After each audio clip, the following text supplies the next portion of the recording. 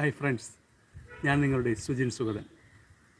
ഒരാൾ 20-ാമത്തെ വയസ്സിൽ ബിസിനസ്സിൽ പരാജയപ്പെടുന്നു. 22-ാമത്തെ വയസ്സിൽ നിയമസഭാ തിരഞ്ഞെടുപ്പിൽ പരാജയപ്പെടുന്നു. 26-ാമത്തെ വയസ്സിൽ സ്വന്തം കാമുകിയുടെ മരണം നൽകിയ ആഘാതം. തുടർന്ന് വീണ്ടും നിയമസഭാ തിരഞ്ഞെടുപ്പിൽ പരാജയപ്പെടുന്നു. 45-ാമത്തെ വയസ്സിലും 49-ാമത്തെ വയസ്സിലും സെനറ്റ് മത്സരങ്ങളിൽ പരാജയപ്പെടുന്നു. ശേഷം നാഡീഞരമ്പുകളെ ബാധിക്കുന്ന രോഗത്താൽ കഷ്ടപ്പെടുന്നു.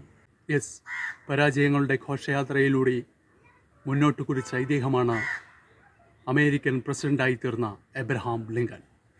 തീവ്രമായ ലക്ഷ്യബോധവും പരാജയങ്ങൾ സമ്മാനിച്ച മനക്കരുത്തും ഒരിക്കലും തളരാത്ത ഇച്ഛാശക്തിയും എബ്രഹാം ലിങ്കനെ വിജയസോപാനത്തിലെത്തിച്ചു.